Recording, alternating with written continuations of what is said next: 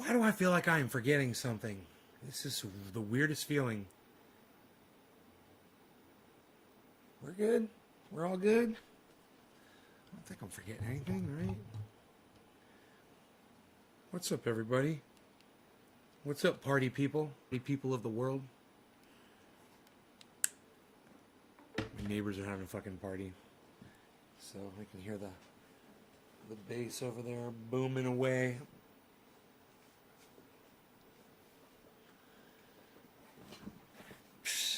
Company that I invested in, they're selling the company at a loss. They called to let me know. I was like, yeah, so nothing I can do about it, right? And they're like, nope. I was like, thanks for the call. So, you know, I do need a garbage bag. That is one thing I do want to have. Let me grab one. Garbage bag.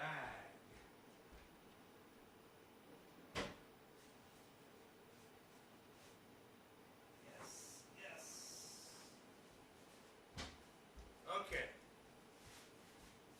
Wow, I knew I forgot something. Maybe that was what it was. I forgot to put it. Hey, Josh.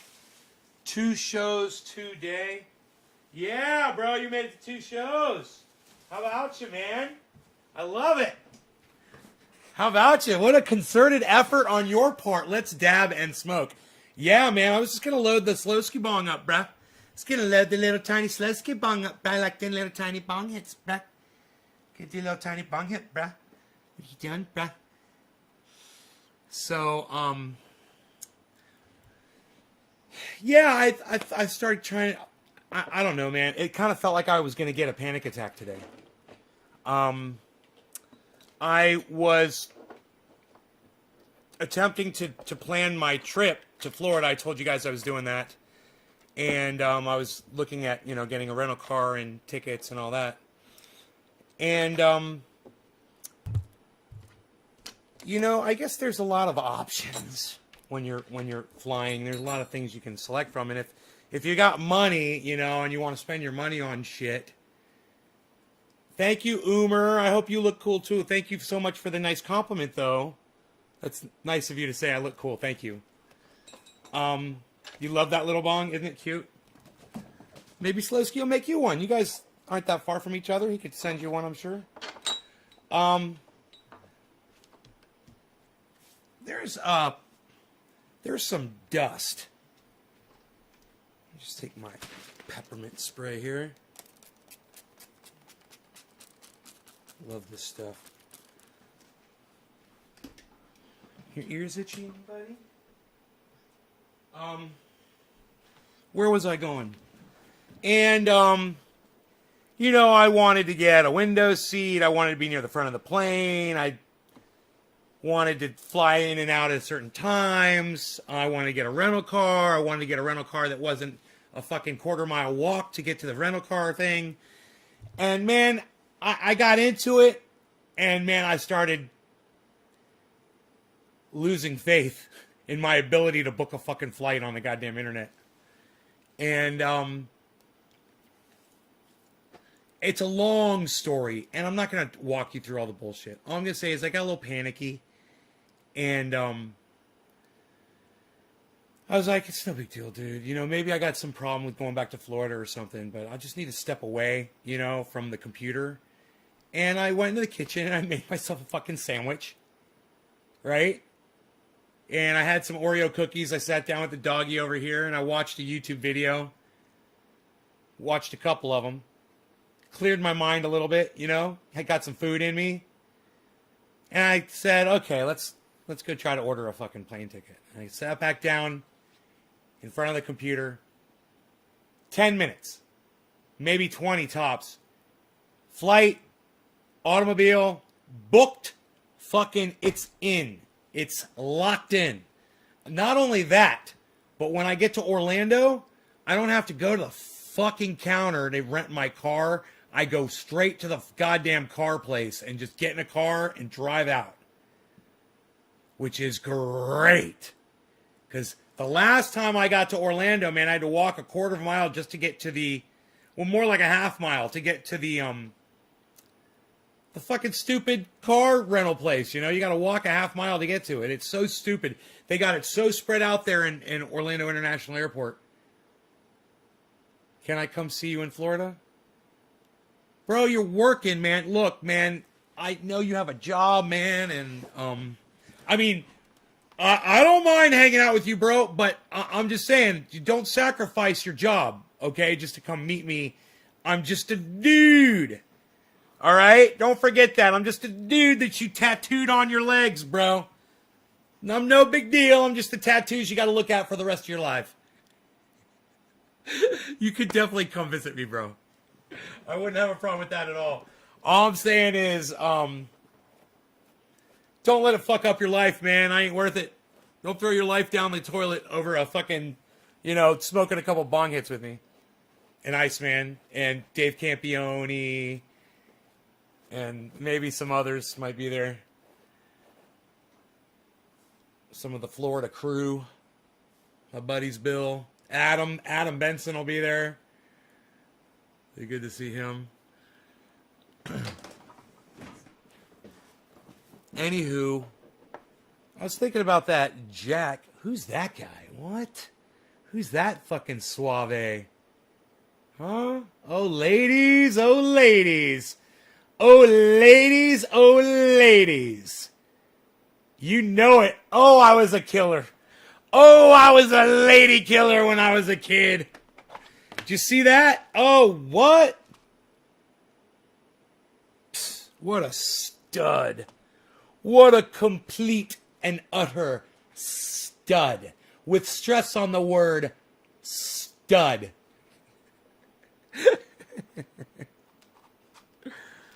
Oh, those were the days. God bless America.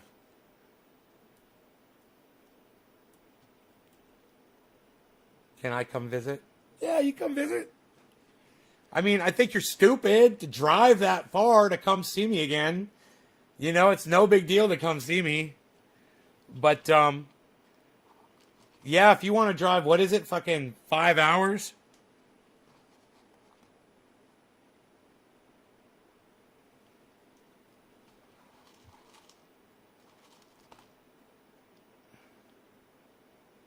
You guys must really like me, huh? I love it. You guys are awesome. You guys make me happy. Because I got to tell you, it's almost as if sometimes when I'm not on the live show, it's almost as if the live show is keeping me going.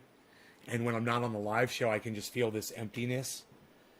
But it's not the fact that I'm not doing a live show. The emptiness is the fact that I am meant to be with somebody. And I'm with nobody. And it's a waste. I am a waste of the other half of a relationship, you know? And I was thinking about that today. And that's sad, you know? It's sad because I've got a lot to offer. And, ladies. Nobody's fucking, nobody's taking me out. But, I was thinking about, it's like we're kind of in a relationship together. And, I don't know what I do for y'all, except from what you guys tell me. But I know what you guys do for me.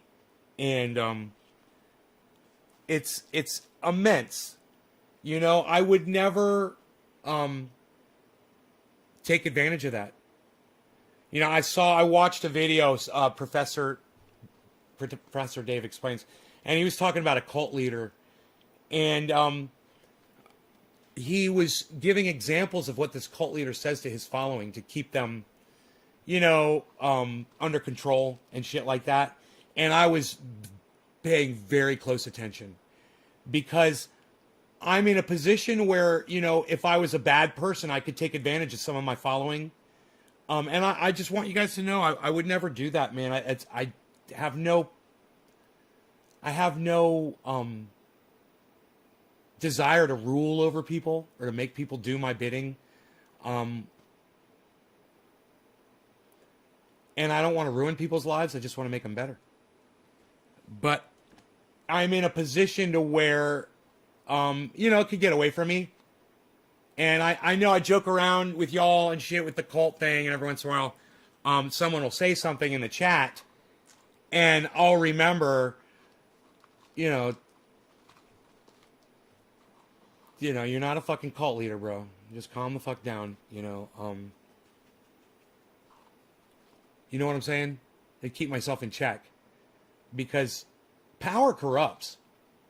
And I wouldn't put it past myself that if I had, 1,000 people approach me and say, lead us, old master, just we will do your bidding. Just tell us what to do. Like they followed Forrest Gump around when he was jogging down the road. And I don't know if I would be able to just say, no, I don't want to do that to y'all. I might just be like, okay, well, my car needs a good waxing, It would be really easy if you weren't aware of it to fall into it because it's enticing. So, that's why I really watch with interest that whole cult thing, because I don't want to go anywhere near that shit. And I want to hear how a cult leader speaks to his audience, because if I ever start doing that shit, man, I need to fucking put myself in check and be like, dude, what are you doing? You're letting the fucking power get to you. And maybe it's a good thing that only 20 people show up when I go live, instead of thousands. And maybe thousands of people did show up. It would get to me. I don't know, because I've never really been there before for more than just a few minutes at a time. So it hasn't really been tested. Maybe I'm not the stand-up guy that I think I am. Once I'm put in that situation, all bets could be off. Who knows?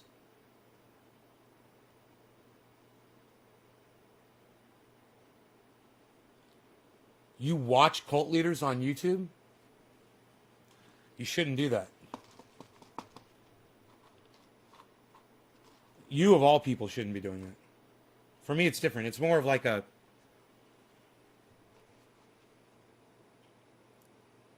exercise, like a mental exercise. For you, why are you watching cult leaders, bro?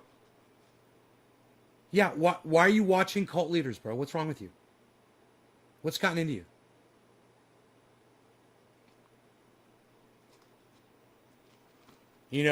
One of the things the cult leaders do is they say that whatever they say goes, and there's no other external information allowed. And if you don't subscribe 100% to what the cult leader says, then you're kicked out, right? You're not acceptable. I'm like that on some things, and I realize that. I'm like that when it comes to, how we refer to cannabis in this live stream. And I'm like that when it comes to racism, and I will control people, and I'm like that when people are saying things that are non-factual. Not that I just disagree with them, but like when you say something that's non-factual that will result in somebody listening to what you say, and then they'll get hurt or killed. I'm not going to change that shit, but I think that serves a purpose, and I think that's healthy for everybody. But, when it comes down to people coming in here and saying, dude, it's your way or the highway and that shit, it's really not. It's really not. There's a line. Don't cross it. And you guys should know what that is.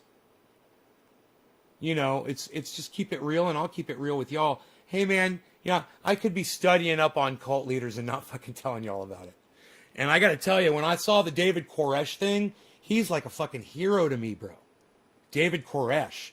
He was like a fucking hero. Not because he's a cult leader, but I got to tell you this. I liked the way he ran his cult. And when you watch the way they portrayed him, and I don't know if this was 100% correct, but he was telling all of his followers, you guys can leave anytime you want. I'm not keeping anyone here against their will. If you guys want to be a part of this community, that's on y'all. And I was like, I like that. He's not saying that if you don't do it, God's going to strike you down or blah, blah, blah. He gives them the freedom. And yeah, it's a cult. And yeah, they fucking joined it. And they were all good with it. Everybody was good with it. And they fought to the death in that fucking cult. It was crazy. But the reason why I did really appreciate and respect him was his refusal to put up with the bullshit that he was catching from outside. And even though there was a lot of psychosis involved in the way he was perceiving that, he thought he was Jesus and Son of God or whatever the fuck, I liked the way he told the man to go fuck himself. So that appealed to me, you know, that his militant style.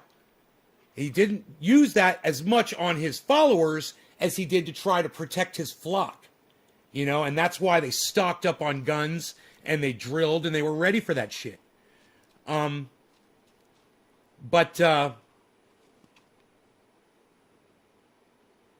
know, as far as him having a whole group of people under his control and him marrying every woman and fathering all these children and doing all that fucked up shit, not quite as appealing to me.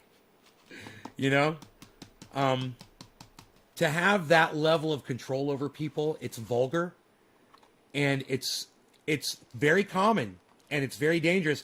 And, you know, people that are into mysticism and the vibrations, and if you like watch the Orange Pill podcast and you listen to the words that they use, you need to go watch that Professor Dave Explains talking about cults and shit, and you're gonna realize he's not talking about cults. He's really talking about what do they call it? I can't think of the word, but it's mysticism, but it's on some, you know, some universal level. I just can't think of what it's called. But let me just make my point.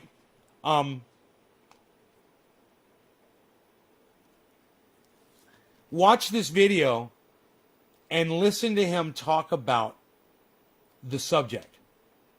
Listen to him talk about, oh, it's really a good space that you're in because the vibrations, that we're all interconnected and we're feeling the vibrations of the whatever the fuck. You guys know what kind of bullshit I'm talking about? That neuropathic or whatever the fuck. I don't know what you call it because I don't subscribe to that bullshit. My point is this. He destroys it. He fucking destroys it for 45 minutes. It is inspiring.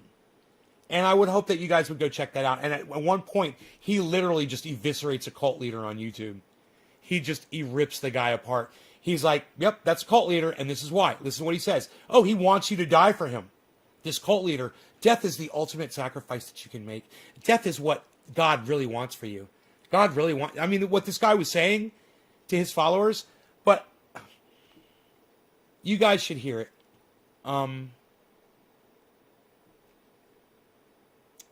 You guys really need to hear it. Because you need to be aware of these weasel words. And when you hear them, the hair should stand up on the back of your neck. Like when Iceman hears endorphin.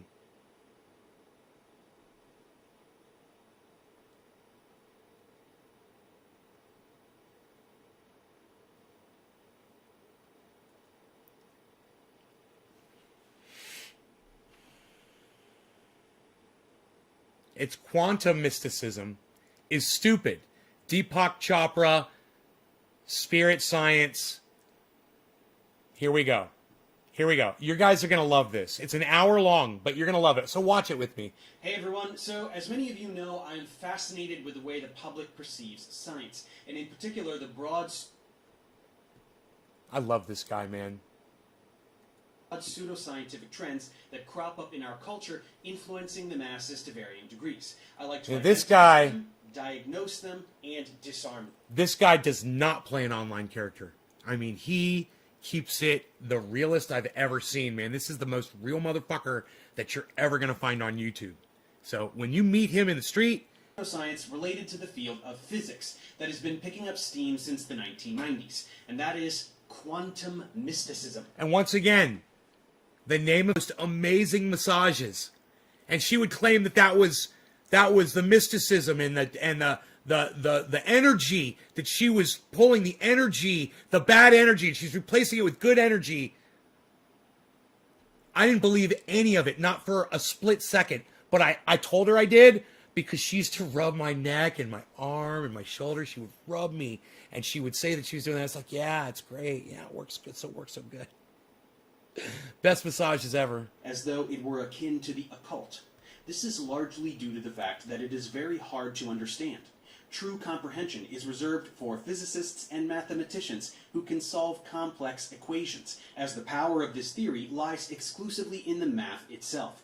Everyone else must be satisfied with hollow, often misleading conceptual explanations, and that is indeed the way this topic is typically explained to the masses, who demand explanations under the false assumption that this area of science must somehow be immediately and fully transparent to them.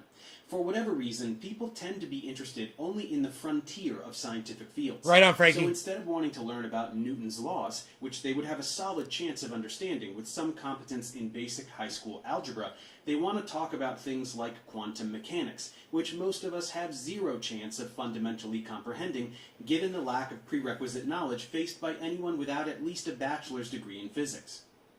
When media outlets attempt to satiate this desire to commune with the boundary between the known and unknown, they take lots of liberties and make lots of mistakes, and the public brings a lot of baggage to the table.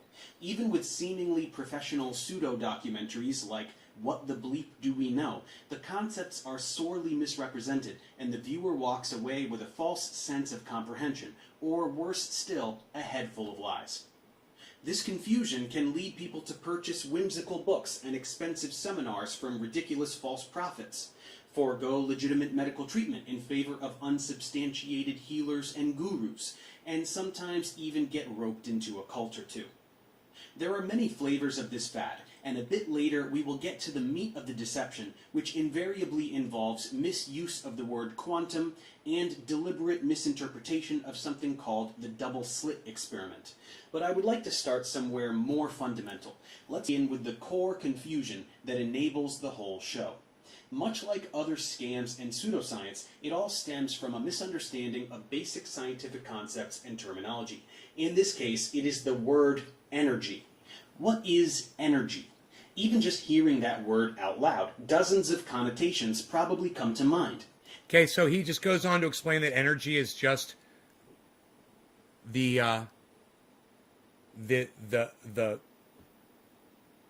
ability for work to happen, basically. It's a long explanation. He talks about energy for a very long time. So then we'll skip all the technical stuff. He just says, he takes 5 minutes to tell you what the fuck energy really is, which is basically work being done. The potential for work to be done. Energy. Has muddied and obscured this definition. People say things like, this room has such good energy. This is a metaphorical usage of the word, which is acceptable if acknowledged as strictly metaphorical. It means that one gets... Hey, you guys, I want to apologize to everybody on the live stream right now. We did lose connection. I didn't say anything about it, but Chauncey noticed. We did lose connection for a few seconds. I don't know how much you guys missed. It was basically just me having too many windows open, not having enough bandwidth, and running a video. We lost connection. If you guys would just be so lovely as to come back in and smoke with me and watch this video, you guys are going to walk away with this video with something valuable. This is a really good video, and he's a great podcaster. I just lost 5-6 people just in a second. Why are you guys leaving? Huh. You guys don't find this stimulating? It's a good impression from the room. It conveys a feeling in a fun, poetic way. It does not mean that there is a literal substance emanating from the room that we call good energy, which is magically perceived by your third eye in some way that science can't comprehend. Further compounding the confusion is the fact that in physics, quantitative measurements of energy, in particular potential energy, can have positive or negative values. Positive means greater than zero, negative means less than zero. It's just math and the way we define systems in physics. By sheer linguistic coincidence, we also use the word positive to mean good and negative to mean bad, as in having a positive or negative experience. But these two connotations are totally unrelated.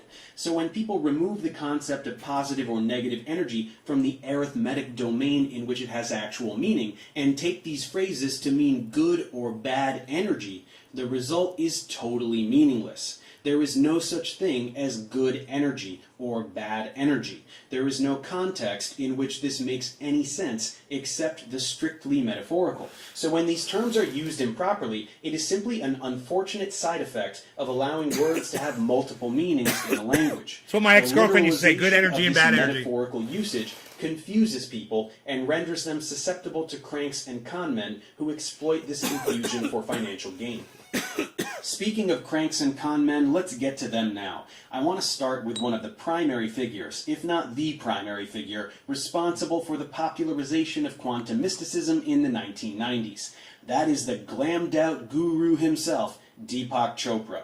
Deepak rose to prominence on the success of his 1993 book, Ageless Body, Timeless Mind, The Quantum Alternative to Growing Old.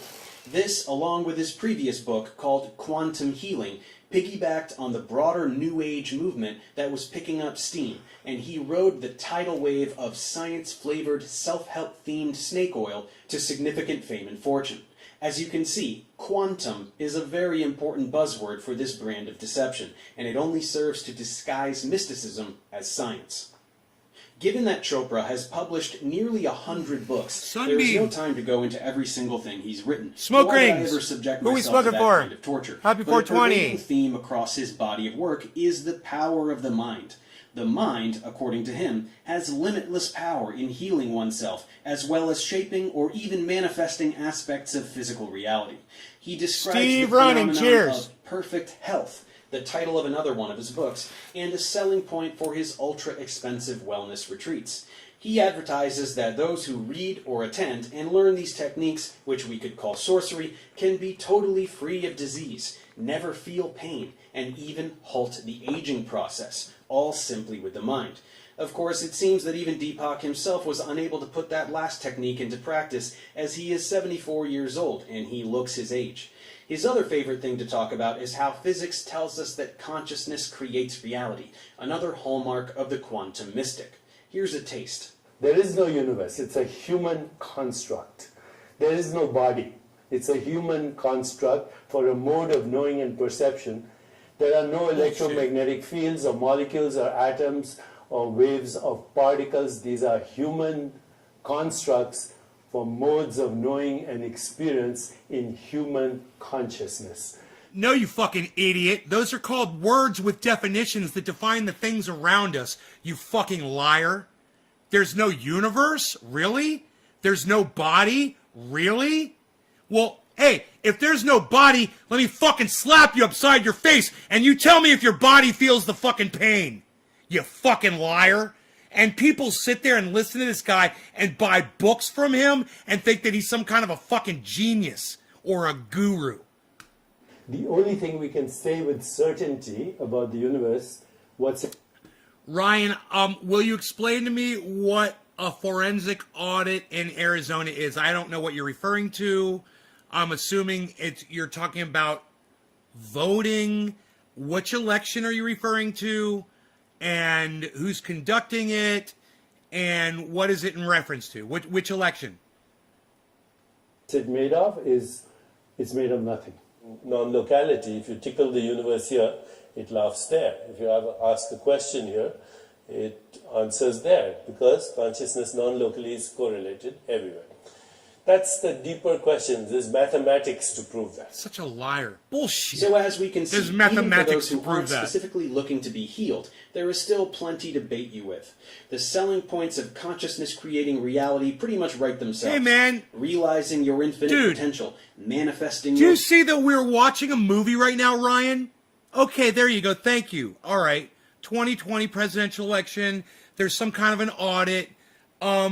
What do I think will happen? I don't fucking know, dude. Why don't you get on our page, okay? Why don't you hop on our train, okay? Switch off. You're on a train going the other way. Get off the station, right? And hop on our train, okay? You're on the wrong fucking train. or desires. These are all attractive notions. That's which so can rude, entice bro. susceptible people We're who sitting are here talking about something dissatisfied with completely their lives different. or otherwise overwhelmed by reality. It's emptiness disguised as transcendental self-improvement, something which has served as the basis for Scientology and other successful criminal organizations. To be fair, I mean, not why don't every you tell me quantimistic what you think about this shit? How about that? Why don't you tell me what you think about this shit? has their own cult, but some of them do. And even those that don't, should we really look the other way when people make a fortune from deliberately misleading the public? How is it that they are able to do this? The success of Deepak stems from two things. First, he uses Right, his says all right. Indian identity and calm, calculated manner of That's speech your answer to is put all out an right? air of ancient Eastern wisdom. To the untrained ear, he sounds like a wise sage. And he also was at one point a real doctor, so he appears to have credibility. Second, he is a third-degree black belt in the art of pseudoscientific word salad. He may be the best there's ever been at this impressive skill. He knows precisely which buzzwords to use and in precisely which combinations He's a con so man. as to present what sounds He's to a many fucking like con profound man. truths, when in reality most All right, of what Ryan. he says is utterly meaningless. Well, let me catch you up. In fact, there This is is a good. Deepak Chopra quote. So this is Professor Dave Explains. He's done this video. It's called Quantum Mysticism is Stupid. Deepak Chopra, Spirit Science, Actualized.org. That's the title of the video. And what it's about is he gets into a cult leader later, and I can't wait till we get to that part. And I might even fast forward to get to it sooner. But he talks about how everyone in the vibrations, if you've ever heard of like the Orange Pill podcast, and they talk about how everything's on a vibration and we're all vibrating and everything is vibrating and we're all feeling like these energies, and when we all have the same energy and we all have the same, that's all bunk. It's all bullshit. And he's destroying it. Now, yeah, I love the Orange Pill podcast. You know, I actually went with a girl for several years who was into that shit. So, you know, you can't say that I'm biased. You know, like I said, I really do love the Orange Pill podcast, but I gotta call, as much as I love them, I gotta call them out on their bullshit, and their whole vibrations and energy thing is exactly what he's talking about here. It's dangerous talk because it means nothing. It means you've got nothing else to say, so you talk about vibrations and energy. You know, come up with some real shit to talk about. How about that? What are you scared of society? What are you scared of conversation? So you got to make up your bullshit and talk about bullshit? It's like Saturday morning cartoons, having a conversation with some of these people. You know, really, step up to the adult world. Reader online called Wisdom of Chopra, which is programmed with vocabulary from his Twitter feed and equipped with a randomizer, which will spit out randomly generated blocks of text that are completely indistinguishable from what he actually says. Here, I'll show you. These are all statements that were randomly generated for me by Wisdom of Chopra, except one, which is something Deepak actually said. See if you can pick out the genuine quote. Okay, so I'm going to give you guys time with this. All right? Go ahead, take your time. Look at all of those quotes. Okay? Experimental truth constructs intricate external reality. Imagination imparts reality to the barrier of sensations. Your heart quiets karmic balance. Attention and intention are the mechanics of manifestation. True identity is a modality of the expansion of opportunities. 1 through 5. Which one do you think he said? And which one do you think was generated from a random word generating algorithmic fucking piece of software on a fucking website? Go ahead. Which one was spoken by the actual human being, and which one was just made up among words that he likes to use? Can you guys tell? Which is the one? Which is the one that he actually said?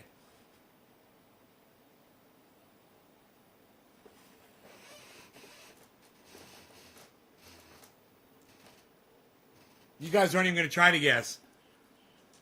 And let me guess as to why none of you are guessing. Go ahead and tell me, because you have no idea, right?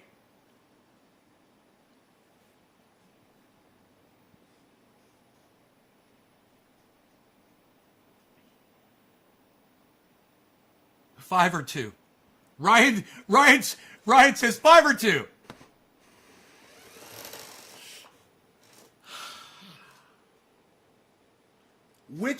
So you're saying that all the other 4 statements were created by software, and 5, 2,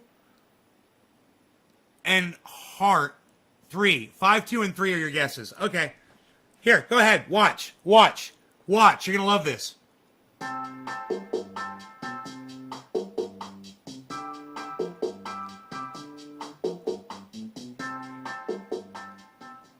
And here it is. Did you get it? Nope. Don't worry if you didn't. You're not missing anything.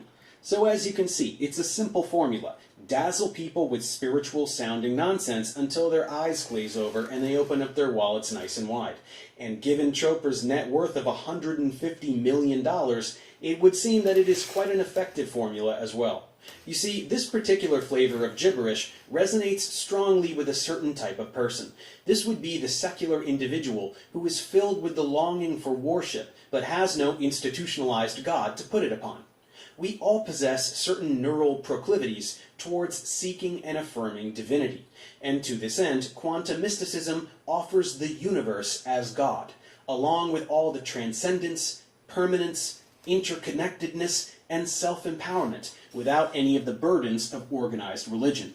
It's a vapid stand-in for spirituality that avoids the outdated social practices and conservatism of the more popular faiths, but keeps the perceived ties to the ancient world. This guy's a real scumbag cunt. Deepak Chakra. Yeah, he's a real scumbag cunt, bro. But wait till he gets to the cult leader coming up. You're gonna love this guy. Unsubstantiated claims about reality, plus bonus cheese and chakras. Even for those who aren't looking for God, there is plenty to work with, since all humans have certain desires that are easy to tap into. John Mallory, cheers, John Mallory! What's up, John Mallory? You came in 1935-37 in the chat. It's marketing. Yeah. People want their anxieties to congeal into serenity, which gives way to perfect control over their lives and minds. People want to feel relevant in the universe and connected to everything in it. Quantum mystics are attuned to the deep longings of their target demographic in order to most effectively exploit them, and to that end, James Young! We're smoking for you, James Young! That's right! James Young! It's your bong rip. We'll give you the 420. Cheers. A brand of soft drink might even sell the feeling of being extreme. But the quantum mystic, on the other hand, is selling artificial transcendence. It's the convenient sale of an enlightened self-image for the spiritual warrior in a hurry. Given that we live in the internet age, this fad is not limited to a handful of authors and gurus. Many versions of this narrative can be found all over YouTube. There are hundreds of such channels, each with their own flavor, but the core message tends to be pretty much the same. So I'll just pick on one of the bigger ones, which is called Spirit Science. Here we find mystical ramblings amidst a backdrop of delightful animations. Let's take a listen to one about crystals. Crystals? What are they? No, seriously, look at all these amazing structures and forms. They're beautiful. They're powerful. Do any of you guys believe in the power of crystals? Do any of you guys believe that crystals have some kind of energy that can somehow help you or other people?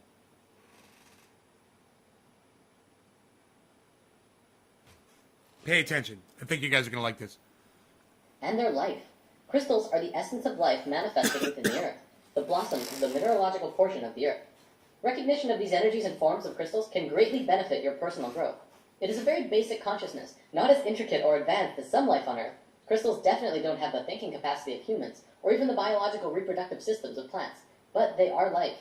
No, crystals are not alive. There are very specific criteria that qualify something as being alive, including metabolic activity, which means lots of chemistry happening inside all the time, response to stimuli, growth, and reproduction. Crystals are inert. They are not alive, period. the word life has a rigorous definition, and it can't just be applied to any random object. Crystals are defined as being a mineralogical body with a characteristic internal structure and enclosed by a symmetry of plane faces. They are, however, much more than that. No, they are not. We've discussed before that everything in the universe is a vibration, existing through many different frequencies at once.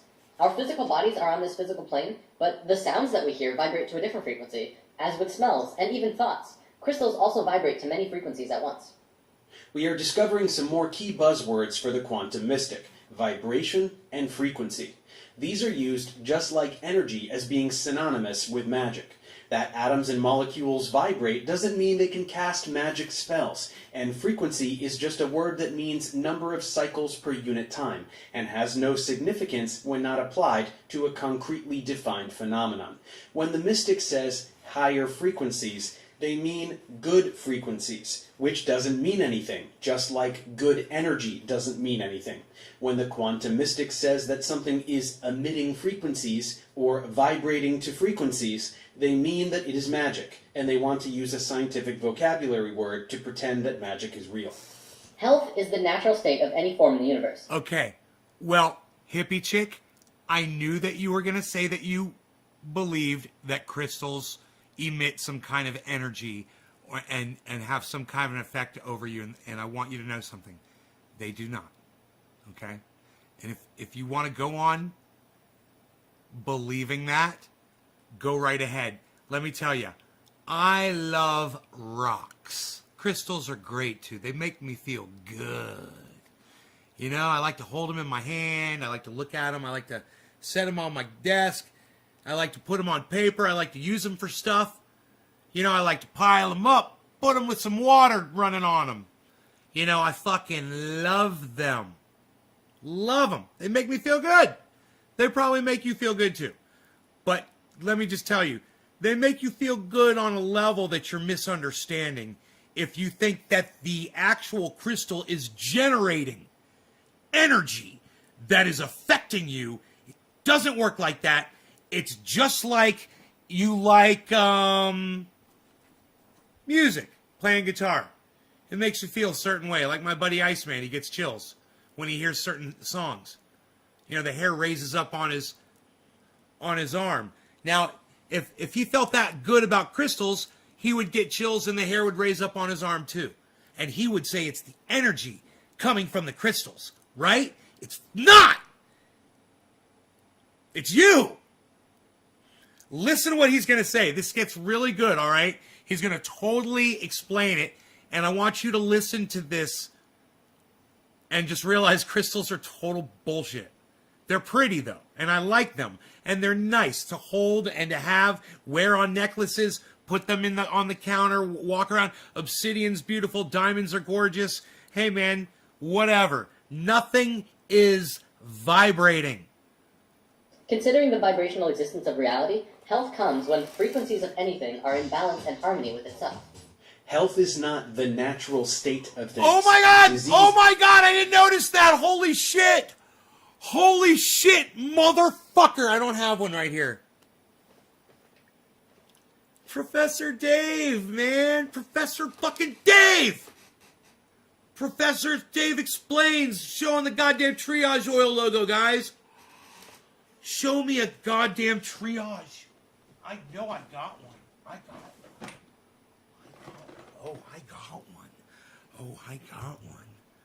got one right here. Dude.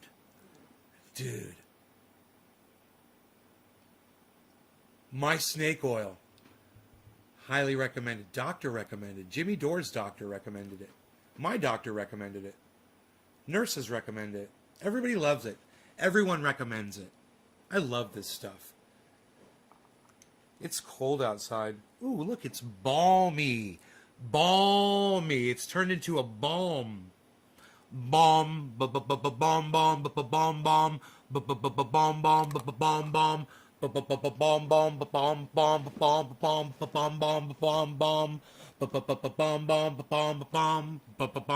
bomb. Health is not the natural state of things. Disease is natural. Death is natural.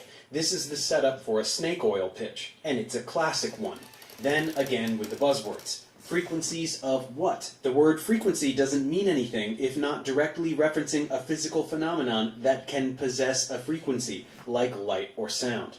When patterns of energy are disrupted, we experience a state which we know as disease, which is a body that's not at ease. This graphic is meaningless. We don't have orbs of colored light around us. Disease has a molecular basis. It does not have a basis in invisible personal rainbows that definitely do not exist. The resistant, discordant energy patterning is responsible for every negative symptom we experience, everything from headache to cancer. Again, what is this? Frequency of what? This has no correlation with anything in physical reality. Headaches and cancer are not caused by little quivering lines. This is such unadulterated fantasy that there isn't even anything to debunk. In the physical world, you pick up a crystal and feel it as something separate from you that you're just holding. At higher frequencies, you're actually interacting with that stone energetically. Not happen. If it did, it could be measured and substantiated. It is a fabrication aimed at people who don't require evidence in order to believe something. Now, consciousness is, of course, the determining factor of if you are going to be accepting of these new frequencies coming into your being through crystals. I'm not going to say crystals will heal you, because if you fight them and are non-receptive to these frequencies, you will continue to create the disharmony within yourself. The translation here is that Those are healing works by penises on placebo ball effect. sacks. So if you don't think Penises they won't work. on ball because sacks. They only work when you trick yourself into thinking that they work. Remember the 5 Thank platonic you. solids? Science understands that all atomic patterns and molecular structures were based on these 5 forms. No, they aren't. That doesn't mean anything. Molecular geometries do not It doesn't exclusively mean resemble anything. platonic solids. He's like, no, One they of the don't. biggest things That about doesn't crystals mean is that they anything. can transmit frequencies. From a metaphysical perspective, we can transmit thoughts and emotions through crystals. But scientifically, does that make sense? No, it doesn't make sense. It sounds like magic. Just saying, doesn't that make sense, is not an argument. Science found in the 50s that silicon shows the same principles of life as carbon. Exactly 1 octave down on the periodic table from carbon is silicon. They are called periods, not octaves. The periodic table is not a piano. Sponges deep in the ocean and made he's from a 100% pianist. silicon were also He's a discovered. touring It musician. shows that silicon life doesn't just work in theory, but they actually exist right here on this planet. There are no sponges made of 100% silicon. If something is made of 100% silicon, it is silicon. This is one of the dumbest sentences I've ever heard. I can't understand how any human person doesn't just laugh out loud when they hear things like this. Okay, that's enough on crystals. Let's hear some commentary on physics. What physics is telling us is that everything comes down to geometry and the interactions between elementary particles. Things can happen only when things are perfectly balanced. This doesn't mean anything. It's just more vague nonsense intended to get people nodding their heads, pretending they are learning about deep truths in physics. Garrett demonstrates to us how the particles that create point particles really work. He shows that when you plot them out in how they move, this is what they look like. At the tiniest scales of the universe in how it works is very beautiful. What is this? Subatomic particles are not colored squares and circles and triangles. What are we looking at? What do these symbols represent? Not even a half-assed attempt to explain anything is offered, just random images acting as a backdrop for word salad. It's how they fool Now, you, look at hippie this. chick. This is one of the ways that these charges branch off from each other. As you can see, it flows in a hexagonal pattern, the same pattern that we found in the expanded flower of life. Then, if you rotate this pattern in 6-dimensional charge space, you see it forms yet another pattern. Many of you will recognize this as the shape of the Star of David, but its true name is the star tetrahedron, which maps perfectly over the fruit of life. Oh, I bet you love People that. love cool shapes. I bet you love that, shows hippie lots chick. of cool shapes. Again, meaningless. This shape, as we learned, is not only the root of all mathematical proportion, light, the platonic solids, but is also the source of every musical system in the universe, including systems both used and unknown to modern man. I'm sorry, how? This shape is the root of light? What does that mean? Where are the platonic solids in here? How does this shape produce musical systems? Please explain. My favorite part is how it's the source of musical systems that are unknown. So we don't know them, but they're still based on this? That's about enough, but here's one more tidbit. It's a redundant While thing. today there are many sciences and researches delving into that ultimate question, what is a soul? There is still no concrete answers to this question. No, there are no scientists trying to explain what a soul is, because that is not a scientific concept. Science is the study of the physical world. Anything supernatural, by definition, is not science, and there is no evidence that anything supernatural exists. Subscribe. This disconnect And encapsulates tell the him I problem sent with you. quantum mystics. If someone wants You're to gonna love believe in him. a soul or speculate about the supernatural, they can go ahead and do so. But to pretend that it is supported by science is ludicrous. Videos like these are just rapid-fire lies over stock footage aimed at people who want to believe in magic, but also want to feign compatibility with real science. They are willfully ignorant to the point where they can't be bothered to even Google a word to find out if it's being used properly, because the story they've chosen to believe takes precedent over fact. And these are the types that will buy the 7-day transformation course and attend the retreats, and otherwise fork over the cash that makes these channels lucrative. Getting back to a more general discussion, as we can now see, from Deepak to YouTube, a central theme of quantum mysticism has been identified. Physicists are being forced to admit that the universe is a mental construction because new physics is finally discovering that the observer shapes the reality. Quantum scientists are now conducting measurable experiments, never before thought possible, to prove the theory. Consciousness creates reality. So that's the story. Consciousness creates reality. There is no such thing as a physical world. Consciousness is all that exists. Now, this little hypothesis is all well and good if uttered between stoned philosophy undergrads at Hey, a party. Hey, I take exception with your insinuation, Professor Dave explains. Thank you very much. Don't be putting the cannabis community down. We're sitting here watching you. We're smoking our cannabis. We're learning from the right people. I'm trying to bring over a hardcore devout from the goddamn crystal community over to science, pal. And you gotta put down cannabis. What are you doing? Professor Dave Explains on YouTube. Make sure you subscribe to his channel. He's fantastic. Do not miss a show. But no, the quantum mystic insists that this notion is physics, that this deep truth is derived directly from empirical science. Well, it absolutely isn't, but that then Thanks, Rip. begs the Thank you, question, Rip. where did this lie come from? It's obvious that it's just a self-help sales pitch. It's quantum Tony Robbins. Does conscious intention create reality? This question comes with a number of other questions. Does this mean we as individuals can shape and create whatever reality we'd like for ourselves? Does it mean we can manifest a certain lifestyle and attract certain experiences? Manifest your desires with only 4 easy payments of $19.99. 4 name guy, So again, cheers. if the notion of consciousness creating reality has nothing to do with quantum physics, how can these mystics claim as much? This is very easy to answer. All of this woo stems from deliberate misinterpretations of key experiments in 20th century physics. The most notable such misinterpretation is related to the famous double slit experiment. I have a tutorial on this topic as well as many other key aspects of quantum physics in my Modern Physics playlist, so please head over there after this video if you're interested in learning more about it. But to briefly summarize the issue that is relevant here, the double slit experiment was pivotal in demonstrating something called wave-particle duality. In short, everything is both particles and waves. Light is waves, but it's also particles, called photons. Electrons are particles, but they are also waves of probability density. When you get down to the tiniest things, everything is particles and waves, and it doesn't matter that it doesn't make sense to us. It doesn't matter that we can't visualize it or rationalize it. That's what the math tells us, so that's how reality works.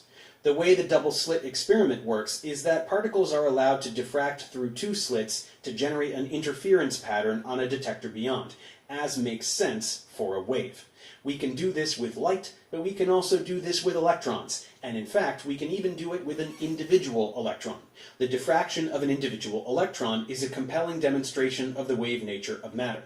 Now here's the kicker. When we are not interfering with the process, the particle appears to pass through both slits, just like a wave. But when we try to determine which slit it passes through, it appears to only pass through one, like a particle. It's incredible. The act of observing the particle changed its behavior. The very act of measuring or observing which slit it went through meant it only went through one, not both. The electron decided to act differently, as though it was aware it was being watched. Observations influence external reality. At least that's the pseudoscientific narrative that charlatans spin. In fact, it is impossible to observe a tiny particle, like an electron, without affecting the system. Observation requires physically interacting with such a particle. In the submicroscopic realm, observation is not a passive process. We can't spy on an electron the way we can peek at our neighbor through the window. Animating a little eyeball simply watching the electron is misleading and inaccurate. Measuring something about an electron involves interacting with it. Detection requires the emission of photons that interact with the electron and thereby affect certain properties of the electron. I hope you guys are having fun. It is the physical act of taking a measurement that affects the system, not our consciousness. There is no magic. There is no voodoo. And there is no basis with which to conclude that particles know they are being watched or that we can create alternate realities with our minds. Something similar can be said for the quantum mystics' interpretation of the Heisenberg uncertainty principle, the concept of superposition, and any other aspect of legitimate physics they attempt to reference, which means absolutely nothing if you don't do any math. There is nothing in physics that lends any credibility to the notion that the universe is immaterial, or some kind of mental construct. One can engage in such philosophical speculation if they choose, and it's not a totally meritless intellectual exercise. But to say that such ideas have some kind of empirical basis in physics is objectively false. Anyone who says anything of the sort either doesn't understand physics or is lying, or both. Then, of course, there is the word quantum itself. It is a far more boring word than many people presume. Quantum simply refers to the minimum amount of any physical entity involved in an interaction. Are quanta. A photon consists strictly of integer multiples of some tiniest indivisible subunit. So there is a tiniest quantity possible for energy, space, and time, and all values are multiples of that unbelievably tiny subunit. Quantization is a core principle of quantum mechanics, this word refers to. It does not refer to lasers or interdimensional travel or whatever other unadulterated fantasy the mystic seeks to infuse it with. So apart from the self-help snake oil courtesy of Deepak and pals, where else does this narrative rear its ugly head? Who else lines their pockets with this brand of pseudoscience? Let's head over to the medical realm. Another facet of quantum mysticism involves a total distrust of Western medicine. According to the mystic, the body can heal itself, so real medicine is just big pharma trying to make a buck. This is another example of how the alt-health industry fosters and exploits anti-establishment bias. There are some people who so desperately want to believe that every perceived authority is wrong that they will blindly trust anyone who tells them so. And in this realm, it means avoiding drugs and doctors in favor of magic crystals and healers. As the narrative goes, Western medicine treats the symptoms, while alternative medicine treats the cause. In fact, this is the precise opposite of the truth, as these phony treatments operate exclusively by placebo effect, which is the slight mitigation of physical symptoms brought on purely by expectation. Essentially, if you believe your pain should be alleviated by pretty rocks, or someone floating their hands over your body, then a shallow, fleeting period of pain relief can be experienced. But it is not causally related to the item or practice in question. It can be achieved by waving a magic wand and shouting abracadabra, if the subject is prone to believing that should work. So all the power of the mind rhetoric is not entirely without basis, but this palliative effect, apart from disappearing rapidly, does nothing whatsoever to address the cause of the ailment. All disease has a molecular basis, and real medicine addresses that molecular basis with molecules, like drugs. These are compounds that interact with proteins in your body, like enzymes and receptors, so as to like induce THC a physiological chain activity. We don't really have time for the biology playlist if you're interested, as well as others on biochemistry and biology for the relevant background information. Otherwise, rest assured, alternative medicine treats the symptoms, and poorly at that. Western medicine treats the cause. Anyone who says otherwise is a duper or one who has been duped. So what are these treatments precisely? They do it a lot. As we said, They're lots of super people duper. believe that crystals have magical healing powers. Pushers of this narrative display such disregard for physical reality that beyond not feeling obligated to substantiate these claims in the slightest, they even tend to throw out vaguely scientific-sounding word salads as It's a justification, vortex! knowing that Jerry! their target demographic It's a will not vortex, scrutinize Jerry! them for a single second. Their customers want to believe that magic is real and are willing to pay money to practice illusion. This could take